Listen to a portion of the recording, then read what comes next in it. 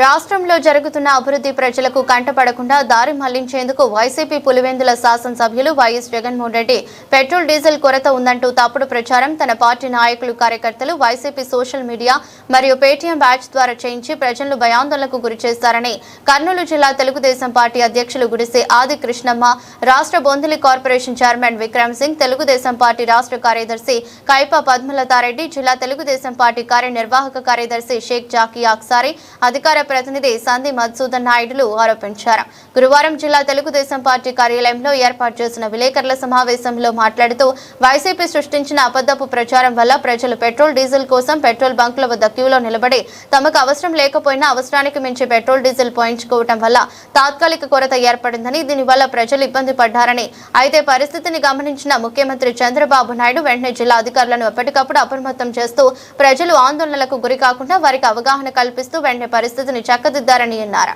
Petrol diesel ఎందుకు కష్టంగా ఉంది అనేది అయినా కూడా గౌరవనీయులు ప్రధానమంత్రి వర్యులు మన దేశానికి ఇబ్బంది రాకుండా ఉండడానికి ఆయన ఎన్నో వ్యయ ప్రయాసాలు పడి మనకు డీజిల్ పెట్రోలు అన్ని తీసుకొని వస్తుంటే మన చంద్రబాబు నాయుడు గారు కూడా అన్ని రకాల ఇబ్బందులు రాకూడదు ప్రజలకు అని చెప్పి ఆయన కృషి చేస్తుంటే కేవలం మీ పార్టీ మీ జగన్ గారి స్వలాభం కోసం ఈరోజు ప్రజలను మభ్యపెట్టడం, ప్రజలకు ఇబ్బంది కలిగించడం మానుకోండి అని చెప్పి నేను గట్టిగా హెచ్చరిస్తున్నాను ఎస్వి మోహన్ రెడ్డి గారికి.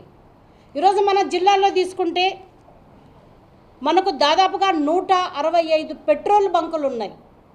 అన్ని రకాలు, భారత్ అయితేనేమి, ఇండియన్ అయితేనేమి, అన్ని రకాలుగా పెట్రోల్ బంకులు 165 ఉన్నాయి. దీనిలో మనకు ప్రతిరోజు 2,40,000 లీటర్ల పెట్రోల్ అవసరమవుతుంది. అదేవిధంగా 3,17,000 డీజిల్ అవసరమవుతుంది. కానీ ఇప్పుడు చూసుకుంటే మనకు 15 లక్షల లీటర్ల పెట్రోలు మనకు అందుబాటులో ఉంది. అదేవిధంగా 23 లక్షల లీటర్ల డీజిల్ అందుబాటులో ఉంది. ఇవన్నీ ఏమీ చూసుకోకుండా కేవలం మీ రాజకీయ స్వలబ్ధి కోసం, మీ జగన్మోహన్ రెడ్డి గారి మెప్పు కోసం, భవిష్యత్తులో మీకు రాబోయే పదవి కోసం ఎవరిచ్చారు మీకు హక్కు అని చెప్పి ఈ సందర్భంగా నేను ఎస్వి మోహన్ రెడ్డి గారిని సూటిగా ప్రశ్నిస్తున్నా. అయ్యా, ఒకప్పుడు మీరు ఎంత ఉన్నత స్థానంలో ఉన్నారు, మీ కుటుంబం అంటే మన జిల్లాలోనే ఎంత పేరు ప్రఖ్యాతలు ఉంది. అట్లాంటిది ఈరోజు మీ జగన్ గారి మెప్పు కోసం ఇలాగా చీప్గా ప్రవర్తించొద్దండి అని చెప్పి గట్టిగా హెచ్చరిస్తున్నాను ఎస్వి మోహన్ రెడ్డికి. అదేవిధంగా కలెక్టర్ గారికి, జేసీ గారికి, ఎస్పీ గారికి, డిఎస్ఓ గారికి నేను ధన్యవాదాలు తెలియజేసుకుంటున్నాను. ఇమ్మీడియట్గా జిల్లాలో ఉన్నటువంటి అన్ని పెట్రోల్ బంకుల్లో వెళ్ళి తనిఖీ చేసి వాళ్ళు ఏమైనా ఇబ్బందులకు గురి చేస్తారని చెప్పి వాళ్ళు గత 2 రోజులుగా కలెక్టర్ గారైతేనేమి, జేసీ గారైతేనేమి, ఎస్పీ గారైతేనేమి వీటన్నిటిపైన పర్యవేక్షణ చేస్తూ ప్రజలకు ఇబ్బంది కలిగించేకుండా విధంగా వాళ్ళు తక్షణ చర్యలు తీసుకున్నందుకు వాళ్లకు అధికారులకు మేము ధన్యవాదాలు తెలియజేసుకుంటున్నాం. అదేవిధంగా ఈరోజు చూస్తున్నాం మనం రాష్ట్ర వ్యాప్తంగా ఏం జరుగుతుంది. జగన్మోహన్ రెడ్డి గారు ఓసిడితో బాధపడుతున్నారు. నిజంగా అబ్సెసివ్ కంపల్సన్ డిజార్డర్తో బాధపడుతున్నారు. అంటే ఆయన ఏమంటున్నాడు, ప్రతిదీ ఏ కంపెనీ వచ్చినా నేనే తెచ్చాను, అది ఎప్పుడెప్పుడో నేను మాట్లాడడం వల్లే తీసుకురావడం జరిగింది అని చెప్పి ఆయన మాట్లాడుతున్నారు.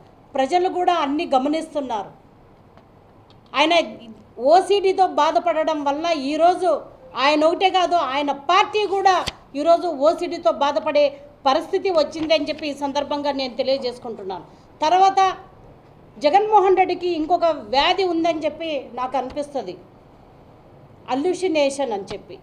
దీని లక్షణాలు ఏ విధంగా ఉంటాయంటే, ఒక వ్యక్తికి